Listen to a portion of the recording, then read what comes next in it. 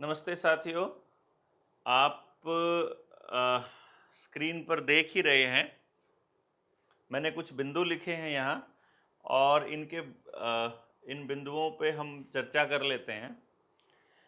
आप इस वीडियो के अंदर किन किन मुद्दों पे चर्चा होगी वो ये देख लीजिएगा। आधार कार्ड का वोटर कार्ड के साथ जो कनेक्शन है वो कर रहे हैं गांव में। करवाना है कि नहीं करवाना है, ठीक है कि गलत है। लंपी स्किन जो गायों में चल रही है बीमारी, इसका क्या है सीन। स्मार्ट मीटर्स जो लग रहे हैं गांव के अंदर, चिप वाले, गांव वालों ने क्या क्या किया उनको खदेड़ने के लिए जो लगाने आ रहे थे। और गली में जो नई पाइपलाइन बिछ रही हैं, पानी की पाइप आपकी बिल्कुल ठीक है गांव में, लेकिन नई बिछ रही है। इसी तरह गली बिल्कुल सही है, उसको उखाड़ के दोबारा से बनाया जा रहा है। सड़क बिल्कुल सही है, उसको दोबारा से बनाया जा रहा है। जहां डिमांड हो रही है वहां कुछ नहीं है, नया इंफ्रास्ट्रक्चर खड़ा किया जा रहा है।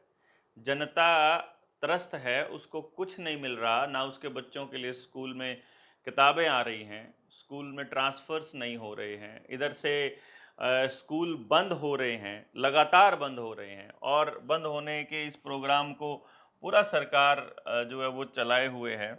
इसमें एक ऐड कर लेता हूँ एक चीज़, सरकारी स्कूल की बर्बादी, ये सबसे इम्पॉर्टेंट है जो आपको समझना भी होगा।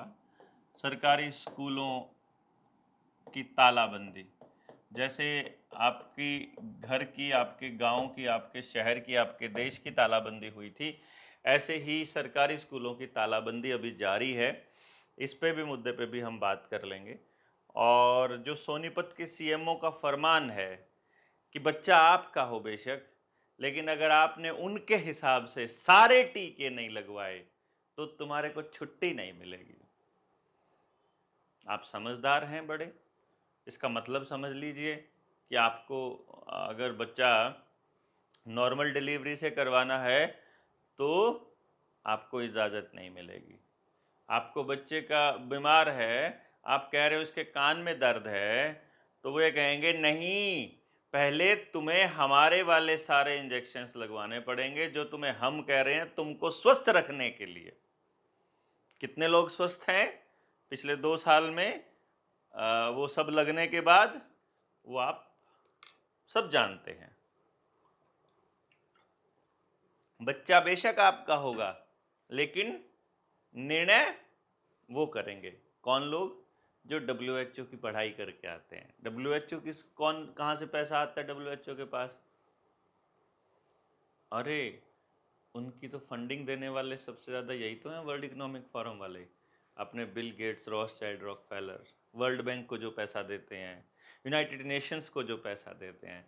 तो जो प्रोग्राम यूनाइटेड नेशंस चलाता है वो आपके कितने भले के लिए है वो तो प्रभु जाने। बिजनेसमैन आदमी देश की सेवा करेगा, दुनिया की सेवा करेगा। अरे, जो आदमी कंप्यूटर के अंदर अपने एंटीवायरस बेचने के लिए वायरस बनाता है और लोगों को डराता रहता है, हर साल अपडेट करने के नाम पे हजारों अरबों करोड़ रुपया लूट जाता है, उस आदमी का भरोसा कर रहे हैं। एनी हाउ, कोई बात नहीं, कर लीजिएगा। एक जो अपने देश के अंदर 1 जुलाई राज्यसभा में, जब ये अगस्त का ही महीना चल रहा है, मैं ये देख रहा था कि पिछले 2 महीने में आपको ये खबरें कौन दे रहा है और आप कहाँ से समझ रहे हैं कि आगे आने वाले वक्त में क्या हो रहा है। बहुत से लोगों ने कहा कि आप वीडियो नहीं बना रहे हैं, वीडियो नहीं आ रही है काफ़ी टाइम से। मुझे लगता है कि जो जगाने वाला काम था वो अब लगभग लगभग पूरा हो चुका है। जिन लोगों ने जागना था वो जाग चुके हैं, अब उनको घरों से निकालना ज़रूरी है। हम उसी काम में लगे हुए हैं। हमारे बहुत सारे साथी अब दिन रात उस तरह से लगे हुए हैं जैसे उस वक्त हम लगे हुए थे। और मैं ये समझता हूँ कि इस पूरे के पूरे घटनाक्रम का, इस पूरे के पूरे आंदोलन की ये सबसे बड़ी जीत है। आप पानीपत में देख लीजिएगा, जैसे सीख में उस दिन आपने प्रोग्राम देखा होगा, तो चाहे निर्मल जीत हो पानीपत से, मतलोडा से, चाहे अपने अ, रविंद्र भारतीय हैं समालखा से, अपने अनिल मलिक भाई हैं, और उनके साथ में और साथी भी थे, बट कई बार दिमाग से स्किप हो जाता है नाम। लेकिन वो दिन रात लगे हुए हैं। इधर खिराजपुर में वीर सिंह लगा हुआ है, और अपने साथी हैं, सोनी भारती है, वो लगे हुए हैं। इधर आप चले जाएंगे थोड़ा सा यमुनानगर की तरफ में, तो उधर देखेंगे तो गौरव लगा हुआ है संधाली से।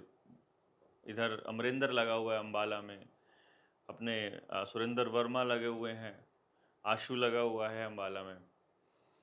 कहाँ मतलब मैं गिनाने लगूंगा तो एक लंबी लिस्ट हो जाएगी।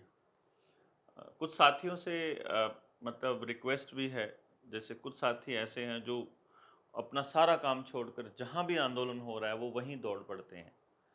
जैसे कई लोगों ने बोला आप लखीमपुर खीरी नहीं गए, लेकिन हमारे कुछ साथी लगभग हर जगह पहुंच रहे हैं और अपनी उपस्थिति दर्ज करा रहे हैं। मेरा मानना है कि वो साथी जाएं जिनका वहाँ पर ज़्यादा ऊर्जा ना लगे, और उसकी बजाय अभी फ़िलहाल यहाँ अपने गांव और अपने आसपास के एरिया में अपने पैर मजबूत करें। जैसे अभी दिल्ली में किसान आंदोलन हुआ, किसानों ने एक बैठक करी, महापंचायत करी, तो उसमें दिल्ली के लोगों का जाना बनता था, जितने भी लोग थे दिल्ली के। बट हम चाह रहे थे कि आप लोग अपने आप से जाएं, ना कि कोई इधर से फरमान आए और तब आप दौड़ें। ऐसा नहीं, आप लोगों को जगाने की इस दिशा में आप इस पहल को खुद से कर सकते हैं, कोई दिक्कत नहीं है। फिर आपको समझना होगा कि ये क्या है खेल, क्योंकि ऐसा लगता है हर पल कि पानी जो है वो सर से ऊपर गुजरता जा रहा है और बस अब गुस्सा फूट पड़ेगा लोगों का, बस अब गुस्सा फूट पड़ेगा। लेकिन बड़ी खूबसूरती से उस पूरे गुस्से को चैनलाइज कर लिया जाता है, और उस चैनलाइज करने की प्रक्रिया में हम जैसे लोगों को समझ में नहीं आता है कि क्या किया जाए, क्योंकि लोगों को जितना निकलना चाहिए अपने आप से कम निकल रहे हैं। वो यूट्यूब पर फैन फॉलोइंग बन के लाइक करके शेयर करने को ही क्रांति मान बैठते हैं। ये काम उनके लिए है दोस्तों जो लोग घर से निकल ही नहीं सकते, या तो वो अपाहिज हैं, या उनको ना साधन चलाना आता है ना ही वो चला सकते हैं। जैसे कुछ लेडीज़ हैं, उनको नहीं वाहन चलाना आता, बच्चा अभी साल 6 महीने का है, या घर में परिवार की जो स्थिति है वो उनको घर से बाहर नहीं निकलने देती, उनके लिए वो है कि वो हमें ऑनलाइन हमारे टीम में शामिल हो सकें। नौकरी करते हैं, डरते हैं, तो ऑनलाइन उनको साथ देना पड़ेगा और साथ में फाइनेंशियल हेल्प करनी पड़ेगी अपने आसपास के उन साथियों की जो इस मिशन पे काम कर रहे हैं। अब कई बार एक प्रॉब्लम होती है कि कुछ लोग जनता सरकार मोर्चा का नाम लेकर के और अपने ही लोगों के बीच में एक अलग ही कार्यक्रम चालू किए हुए हैं। उससे थोड़ा सा परहेज करना है आपको कि जिस काम के लिए साथ लगे हो वही काम कर लो।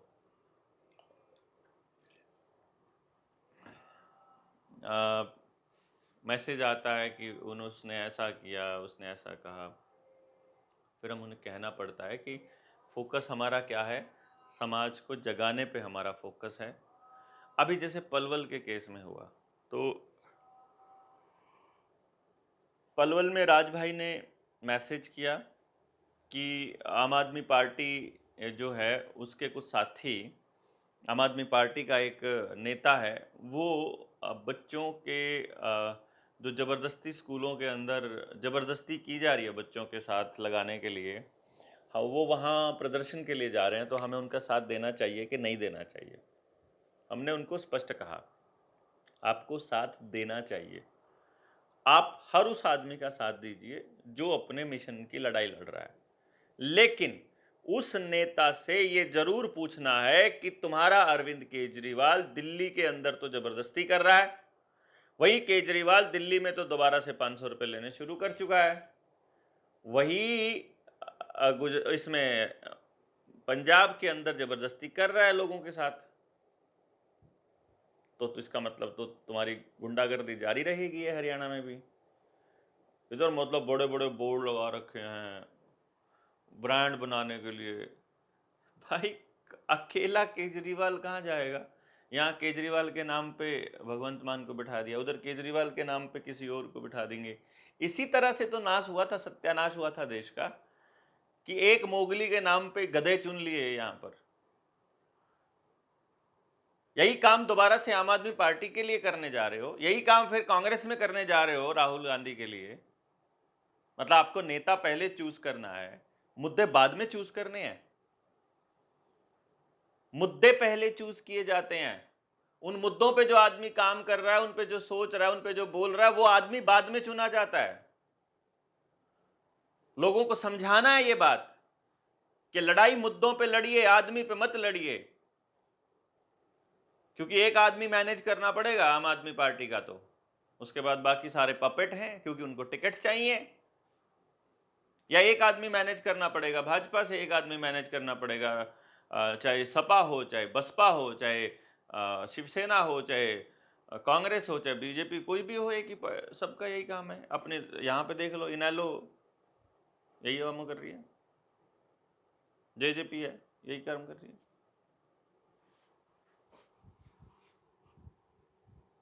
मेरा कहने का मतलब क्या है कि हमें लोगों को अभी बहुत जागृत करना है, लेकिन इस दौरान ये जो मुद्दे सामने हैं, इन पर हमारा क्या स्टैंड होना चाहिए या क्या जानकारी आप लोगों को चाहिए, समझ लीजिएगा। हमने आपको बताया हर चीज को आधार कार्ड से जोड़ना कितना खतरनाक हो सकता है, इसका अंदाजा आप इस बात से लगा लीजिए कि अगर आधार कार्ड प्राइवेट कंपनी के पास है तो आपके बैंक अकाउंट से लेकर के आपकी जिंदगी से जुड़ी हर चीज जो आधार के साथ जुड़ी हुई है, यानी आधार के साथ आपका मोबाइल है, मोबाइल के साथ आपकी ईमेल आईडी है, आपकी ईमेल आईडी के साथ आपका जीमेल के साथ आपका मोबाइल लॉगिन है, मोबाइल लॉगिन में आपका सारा डेटा है, आपका सब कुछ उनके पास है। और उनको आपकी सर्विसेज रोकने के लिए केवल आपके आधार कार्ड से जुड़ी हुई सेवाओं का एक बटन दबाना है, आपकी सब सेवाएं बंद। चाहे यूनिवर्सल बेसिक इनकम है आने वाले वक्त में, चाहे किसानों को दिए जाने वाला भत्ता है, चाहे बेरोजगारों को दिया जाने वाला भत्ता है, चाहे आपकी नौकरी है, चाहे तनख्वाह है, चाहे और कोई चीज है, सब कुछ रुक जाएगा जिस दिन आधार कार्ड आपका चीजों के साथ जुड़ जाएगा। और देखिए ना, देश के अंदर कुछ भी हुआ हो या ना हुआ हो पिछले 8 साल में, लेकिन हर चीज को आधार से जोड़ने का मिशन तो जारी है। जो भी चीज आप आधार से करते हो उसको आसानी से होने देते हैं, बाकी चीजों में अड़ंगा डालते हैं। तो आप समझदार हैं। सरकारी स्कूलों में जो ये अभी इस वक्त स्कूलों में रैशनलाइजेशन के नाम पर पोस्ट जो अभी खत्म की गई हैं, ये उसी चीज का हिस्सा है जो हम किसान आंदोलन में और उससे पहले बताते आ रहे हैं आपको। किसानों स्कूलों की जमीन जो है वो सरकार अपने नाम कर चुकी है। अब इसको बेचने के लिए केवल एक ही चीज चाहिए कि लोगों के अंदर टीचर्स के प्रति गुस्सा, सरकारी टीचर्स के प्रति, और टीचर्स का निकम्मापन और उनका डरपोक होना। 2 साल घर पे बैठ के वो टीचर्स को तनख्वाह दे चुके हैं, उनका जमीर मर चुका है। जिन्होंने उस वक्त भी आवाज उठाई थी वो आज भी उठा रहे हैं, जिनका जमीर अभी बचा हुआ है।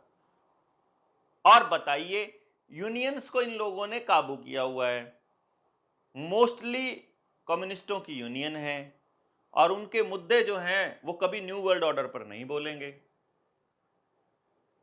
इसीलिए समाज में वो कौम नष्ट के नाम से चल पड़े उनका नाम, कि वो समाज के अंदर रहते हैं लेकिन समाज के मुद्दे नहीं उठा रहे हैं।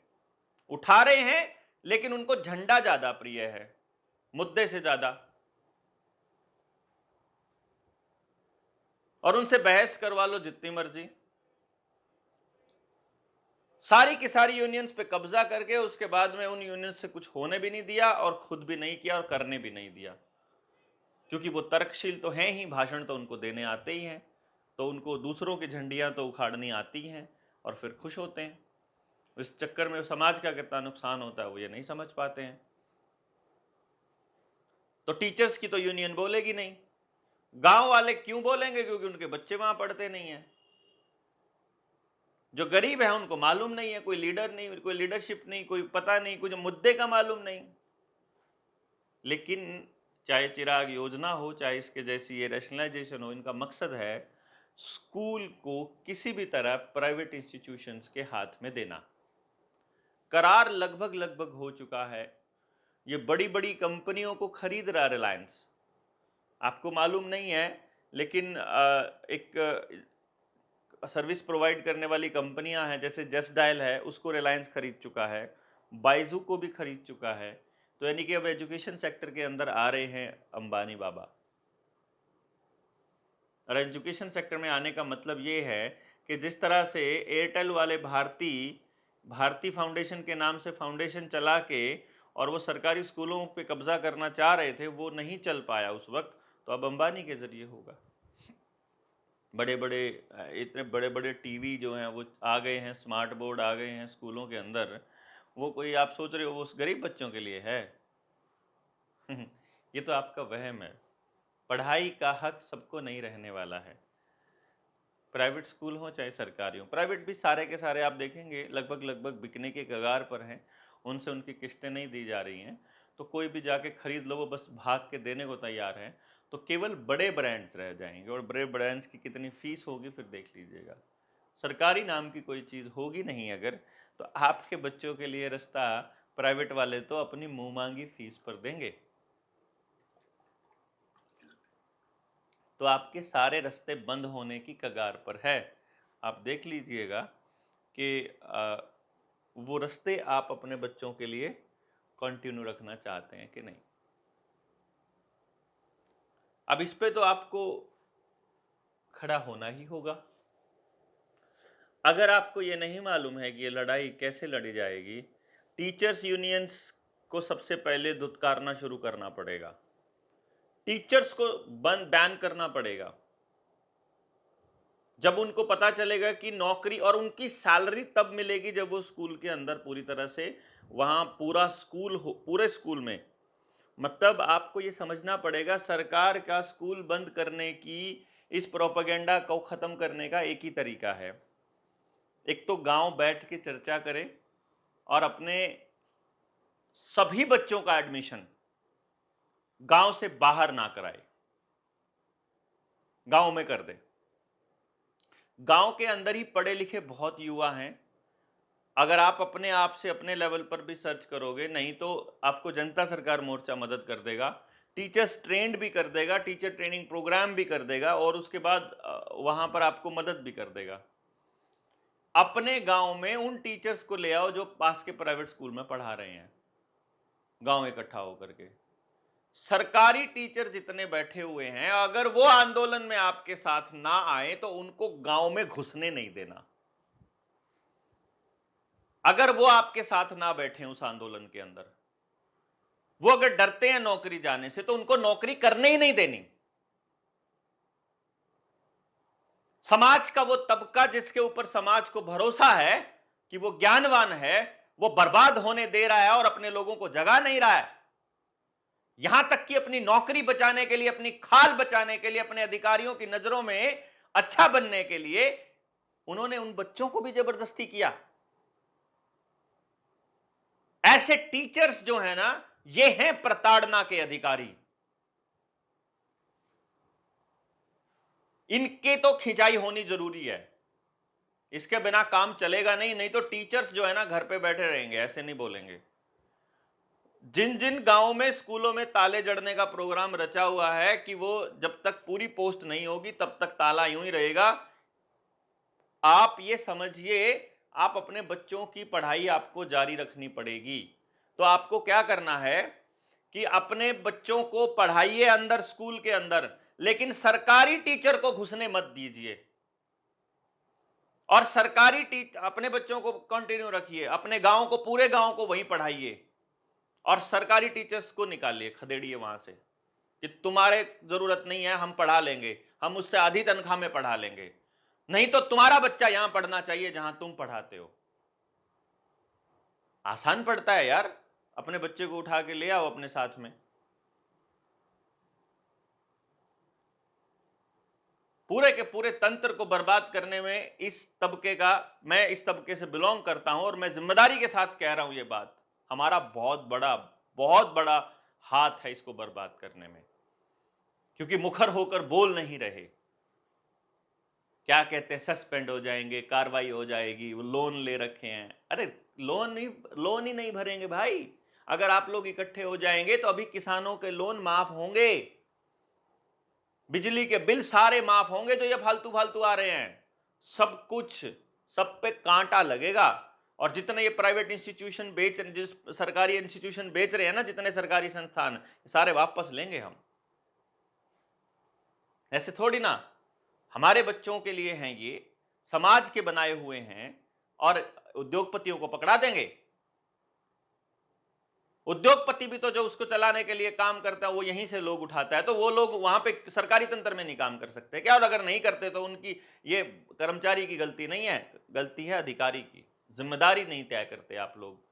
प्राइवेट में और सरकारी में केवल इतना है कि वहां जिम्मेदारी तय होती है, बाहर का रास्ता दिखा दिया जाता है अगर वो सही पैरामीटर्स पे खरा ना उतरे तो, लेकिन यहाँ पे ढोते रहते हैं। तो ये स्कूलों के लिए, जहां जहां स्कूल वाले लोगों ने गांव वालों ने प्लान किया हुआ है, इसके ऊपर हम बैठ के मंत्रणा कर सकते हैं, गांव में जागृति के लिए भी चल सकते हैं, और ये स्कूल तो बचाने बहुत ज़्यादा ज़रूरी हैं। जो शामलात की ज़मीनें हैं और जो गांव की जो वो थी गौचरण वाली जो ज़मीन है, वो बचाने के लिए तो किसान धरना दे ही रहे हैं हर सचिवालय के बाहर, हर मंत्री की कोठी के बाहर। जितनी तपस्या किसान कर रहा है, बाकी तबकों की आंखें फूटी हुई हैं क्या? उनको नहीं समझ में आ रहा है? आपको क्या लगता है वो खाली आदमी है? वो आपके बच्चों के लिए लड़ाई लड़ रहा है। पता नहीं उसको इतनी समझ कैसे है। शायद वो इतना टीवी नहीं देखता, शायद वो इतने मोबाइल पे नहीं लगा रहता, शायद वो ये किताबें नहीं पढ़ा हुआ जो किताबें आपने पढ़ाई हैं। पूरे चांसेस हैं। वो पैसे के लिए नहीं दौड़ता, उसका मकसद केवल पैसा नहीं होता। मेरा एक दोस्त, कल मैं उसको बोलता हूं, आपने देखा होगा यशस्वी ने टूर्नामेंट जीता अंडर 17 का। मैंने उसे बोला कि मेरा बच्चे को अवार्ड का जो मनी है, जो राशि है, इनाम की राशि, वो कैश मिलनी चाहिए। कि बच्चे का अकाउंट दे दो, है नहीं है, आप अपना दे दो, मेरा भी नहीं है। मतलब आपको अकाउंट नंबर चाहिए। क्यों चाहिए? मुझे तो कैश चाहिए, आप मुझे कैश दो ना, पैसा चाहिए ना मुझे। कि ना ये घपले होते थे, इसलिए हमने इसको ऑनलाइन कर दिया। घपले करता है जो उसको लटकाया होता, तो किसकी हिम्मत होती घपले करने की? यशस्वी को पैसा दिया गया है कि नहीं दिया गया, यशस्वी बोलेगा ना। उसके बाद उसको लटकाओ जो ना देगा उसको पैसा। लेकिन मैंने जब अपने दोस्त से बोला कि तुम्हें इस पे साइन करना है कागज के ऊपर, तो कहते साइन नहीं करना है, वैसे कहीं पर साथ दे लो।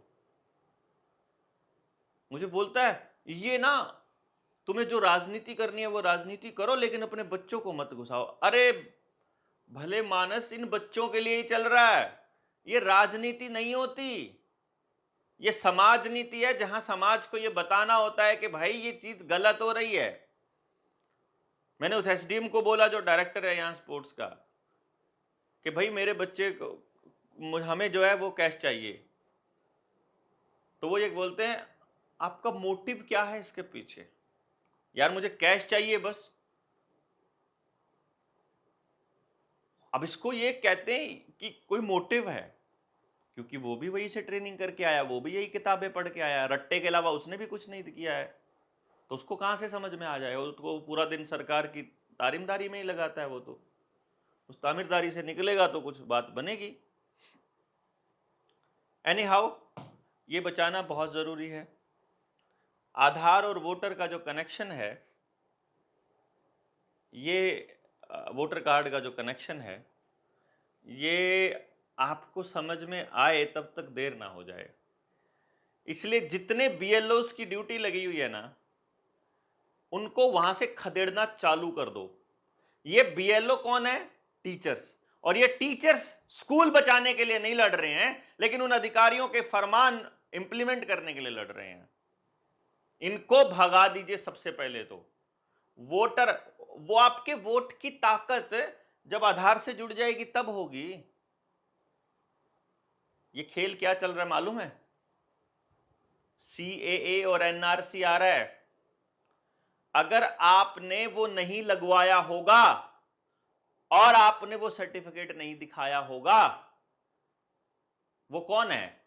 जो आधार के साथ नहीं जोड़ा हुआ, उसने वो आधार के साथ वोट जुड़ गया, वोट जुड़ गया तो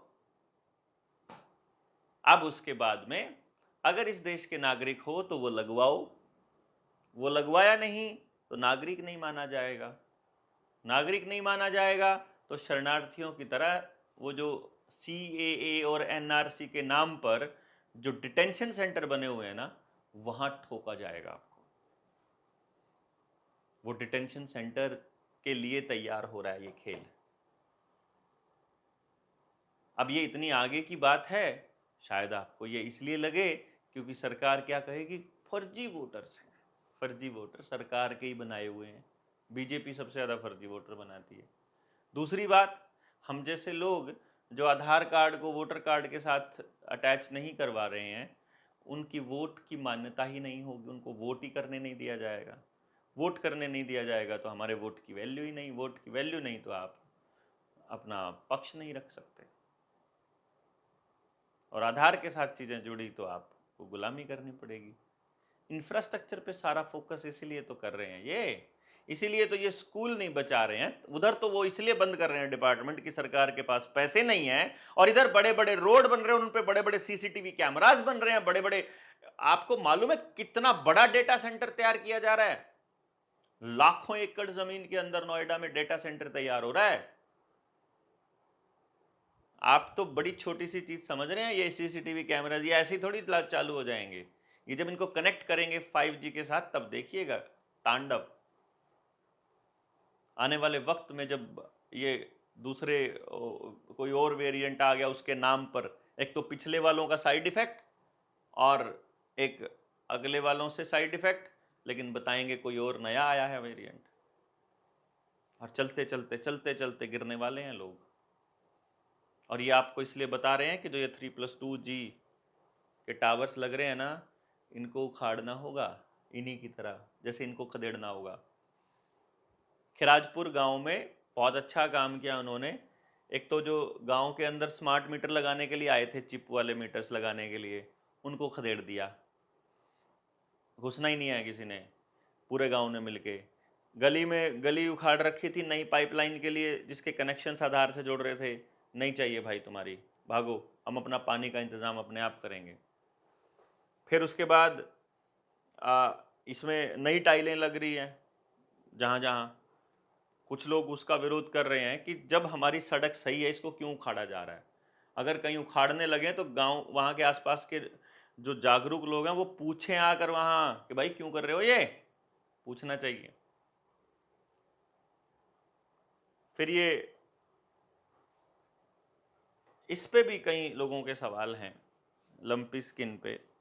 देखिए ये बीमारी जो है ये कुछ ऐसी जगह पर देखने को मिली। कल कुछ लोगों से हमारी बातचीत हो रही थी, तो उनसे हमने पूछा कि यार ये इश्यू क्या है, क्या ये वाकई में बीमारी है या कोई ऐसी चीज़ है जो अ, अ, दहशत क्यों हो रही है लोगों के अंदर इतनी। तो उन्होंने बताया था कि दरअसल क्या है कि जो गौशाला जिन्होंने खोली हुई है, सुशील ने इस पे बड़ा काम किया है, होम्योपैथी की कुछ दवाई है, मैं तो वो नाम भूल जाता हूँ, लिख दूंगा कमेंट में, वो आप दे सकते हैं उन गायों को। लेकिन ये ज़्यादा किनको हो रही है? या तो ये उनको हो रही है जिनको पहले कभी वो लगाए गए थे डॉक्टर्स ने, सीजनल, सीजन आने से पहले लगा दिए, उसके बाद ही हुआ। जैसे अभी मंकी पॉक्स के साथ हुआ, मंकी पॉक्स भी तो उन्हीं को हो रहा है ना। तो आ, उसके बाद क्या कहते हैं कि दूसरी जो कैटेगरी है इसमें वो है जो बहुत कमज़ोर हैं गायें, और तीसरी कैटेगरी वो है जिनका आर्टिफिशियल इंसेमिनेशन से जन्म हुआ है। जैसे हमारे वैद्य जी हैं, एक उनकी गौशाला है, उनकी गौशाला में बोले 2 गायों को हुआ हमारे, और उनको हमने अलग बांध दिया, और दोनों गायों में जो है वो उन्हीं को हुआ जो आर्टिफिशियल इंसेमिनेशन से थी, पैदा हुई थी। मतलब वो नंदी को पास आने नहीं दे रही थी, तो फिर उनमें बीमारी के लिए वल्नरेबिलिटी बनी।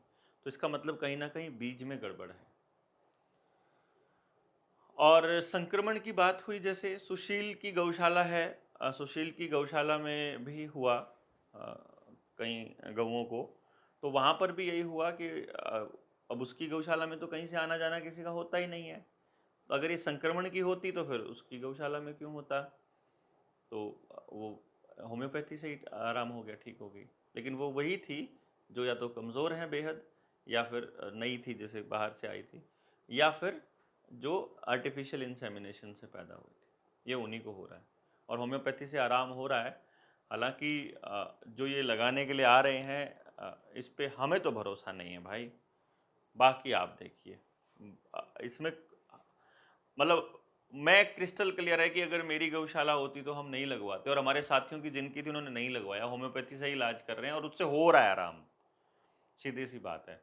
लेकिन जिनको ये लग रहा है वो आने वाले टाइम में कैसे टपकेंगी कुछ नहीं पता, जैसे अभी लोग टपक रहे हैं।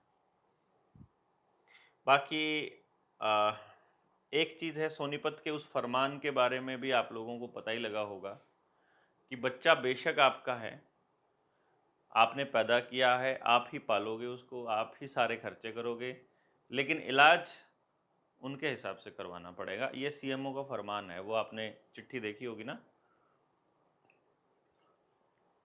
उस चिट्ठी में बोला है साहब ने कि तुम अगर नहीं लगवाओगे तो तुम्हारे को जुर्माना होगा, पूरे के पूरे लगने के बाद ही तुमको अस्पताल से छुट्टी मिलेगी। बाकी आप समझदार हैं। बीज, वहाँ भी बीज, खेत में भी बीज, और आपको क्या बताऊं।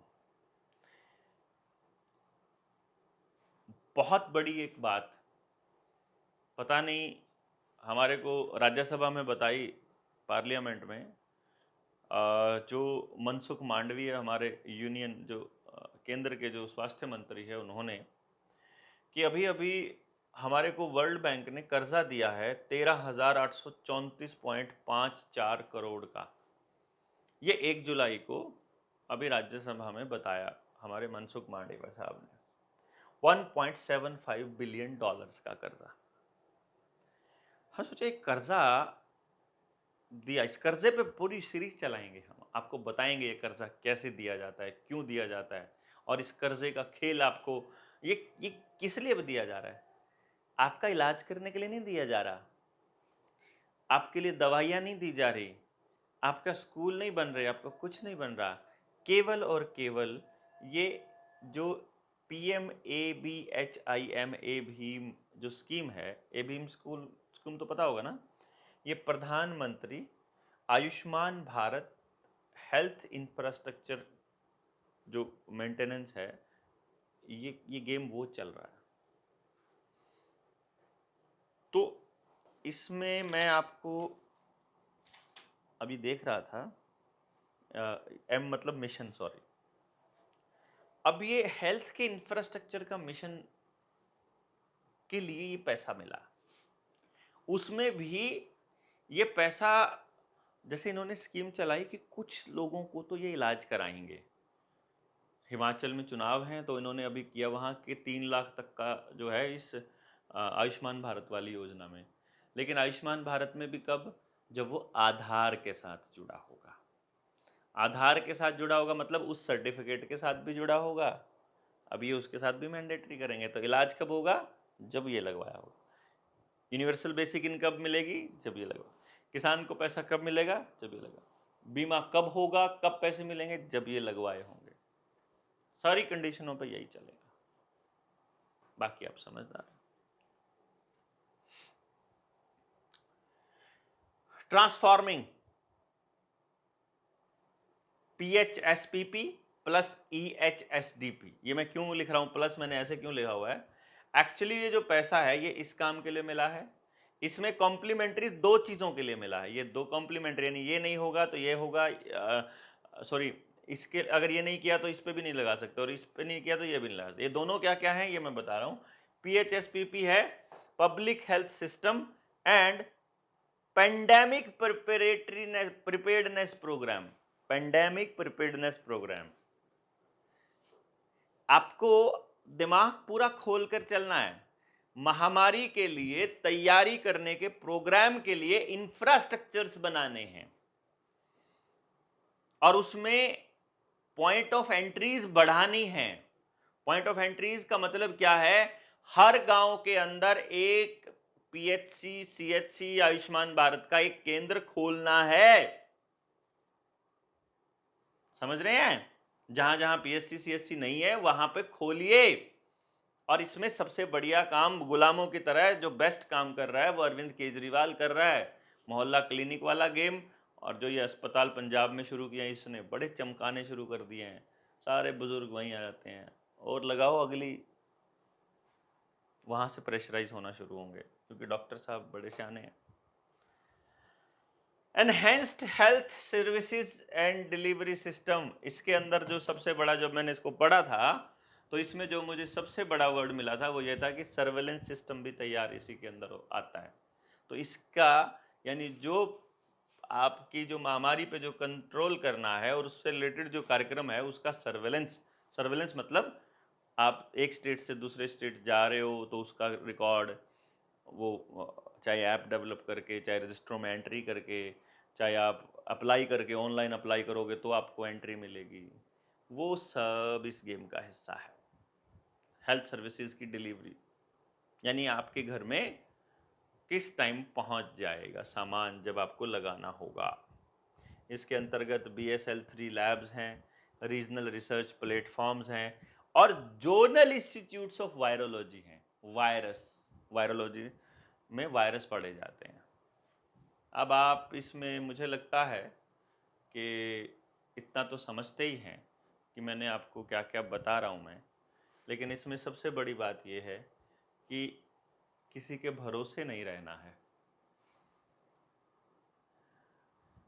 जो अभी हम काम कर रहे हैं मतलब ग्राउंड पर रह करके, वीडियोस बनाने का समय नहीं मिल पाता है एक्चुअली, और आपको इस बात की तरफ इस पे गौर करना पड़ेगा।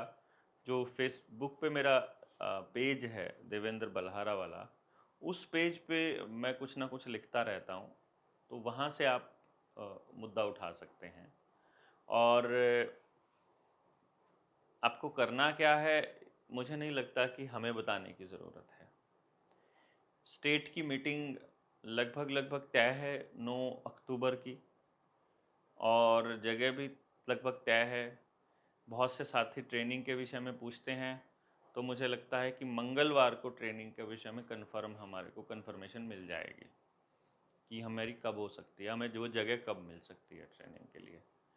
और बाकी मेरी आप सबसे गुजारिश यही है कि लोगों को जगाना जारी रखिए। बहुत बड़ी क्रांति होगी। बस हमें डर पता है किस बात का है कि फिर से वो जो कमेटी बने वहाँ, वो उन लोगों की ना हो जिनके अंदर, जिनको बनाया ही उन्होंने है, जिनको हीरो ही उन्होंने बनाया है। समझ रहे हैं आप? हमारे किसान आंदोलन का बहुत बड़ा नुकसान हुआ इसमें। जिन लोगों को टीवी पे बुलाया जाता था वो लोग नहीं थे जिनको पास तथ्यों की जानकारी थी, वो लोग थे जो बुलाए जाने ही थे। अब आप देख लीजिएगा, आपको क्या लगता है कि आप अगर ज़्यादा संख्या में होंगे तो सरकार पर दबाव बना पाएंगे, फिर कोई और बिकता रहे कोई दिक्कत नहीं है, फिर हम सब मिलकर इस आवाज़ को बुलंद कर लेंगे। अदरवाइज़ हमने निर्णय ले लिया है कि हम इस पे जारी रखेंगे। बाकी इन आयोजनों के लिए हमारे पास अब जो हैं वो बहुत ज़्यादा फंड्स नहीं हैं। बहुत पहले भी कहा, हम जहाँ जहाँ गए हमारे को मदद करी, लेकिन हमारे को जितनी मदद हुई वो लगभग हमारा एक दिन भी नहीं चल पाता है। तो फिर हमारे को कुछ लोगों से, हालांकि हम अपने दोस्तों से संपर्क कर रहे हैं व्यक्तिगत तौर पर कि हमें तुम पर भरोसा था कि तुम हमारी मदद करोगे, पर पता नहीं, मुझे लगता है हमें जनता से ही कुछ कहना पड़ेगा कि जनता में से, आप में से कुछ लोग आएँ और हम लोगों को मदद करें। ओपन में हम जैसे ही हमारा स्टेट की अनाउंसमेंट होगी हम ओपन भी डाल देंगे, लेकिन अभी अगर आप मदद करना चाहते हैं तो आपको व्हाट्सएप ही करना पड़ेगा और हम आपको अकाउंट नंबर दे देंगे, आप उसमें डाल दीजिएगा। जो कुछ, और अगर आप कैश पहुंचा सकते हैं साथ आकर के तो और बढ़िया है। बाकी उम्मीद मेरी यही है आप लोगों से कि आप चाहे फाइनेंशियल सपोर्ट बेशक मत कीजिएगा, लेकिन अपने आस पास के लोगों को ज़रूर जगा लीजिए, वो ज़्यादा ज़रूरी है। अगर लोगों को बात समझ में आ गई तो आंदोलन अपने आप हो जाते हैं, हमने देखा है, हमने किसान आंदोलन देखा है। बट मेहनत में कसर रह गई तो हम इस न्यू वर्ल्ड ऑर्डर को तोड़ नहीं पाएंगे। एक टाइम आएगा जब हमें मतलब ये लगने लगेगा कि हम क्या पता हम ना जीतें, पर जैसा कि हम पहले बता चुके हैं, हम केवल और केवल लड़ने के लिए चले हुए हैं। हम लड़ना बंद नहीं करेंगे, आखिरी दिन तक बोलना बंद नहीं करेंगे, इसी दिशा में काम करते रहेंगे। हो सकता है हमें अगली पीढ़ी तैयार करनी पड़े पूरी, हो सकता है उसके लिए हमें नए स्कूल का स्ट्रक्चर खड़ा करना पड़े, नया गुरुकुल टाइप कोई बड़ी चीज़ खड़ी करनी पड़े, यूनिवर्सिटी टाइप। फिर भी उसमें भी जागे हुए लोगों की ही ज़रूरत पड़ेगी। उसमें उस कचरे को तो नहीं ले सकते ना, जो जिनका मति जो है वो ख़त्म कर चुके हैं अपनी, सारा दिन पोर्न साइट देखकर, जो सारा कुछ सारा दिन मतलब पैसा, लालच, भूख, ईर्ष्या, द्वेष, उसको तो हम अपने इंस्टीट्यूशन और अपने ग्रुप में नहीं ले सकते। तो अच्छे लोगों की खोज तो आपको जारी रखनी पड़ेगी ताकि हम उस बड़े इंस्टीट्यूशन को चालू कर सके और अगली पूरी की पूरी खेप तैयार कर सके क्रांतिकारियों की। तो इस दिशा में हम काम कर रहे हैं, लगे हुए हैं। आप लोग जितना हाथ बटाएंगे, जितना साथ आएंगे, उतना हमारी हिम्मत बढ़ेगी, और जितना पीछे हटते जाएंगे हम काम फिर भी करते रहेंगे, क्योंकि समझ में आने के बाद आप घर पे नहीं बैठ सकते। ये उन साथियों को मालूम है जो अगर बैठ गए थे, उनको लगा था लड़ाई छोटी है, लेकिन जब पूरी बात समझ में आई तो उसके बाद उनके लिए भी बैठना नामुमकिन हो गया। तो अगली वीडियो में फिर आपके साथ होंगे। तब तक के लिए शब्बा खैर, नमस्ते, जय हिंद, जय भारत।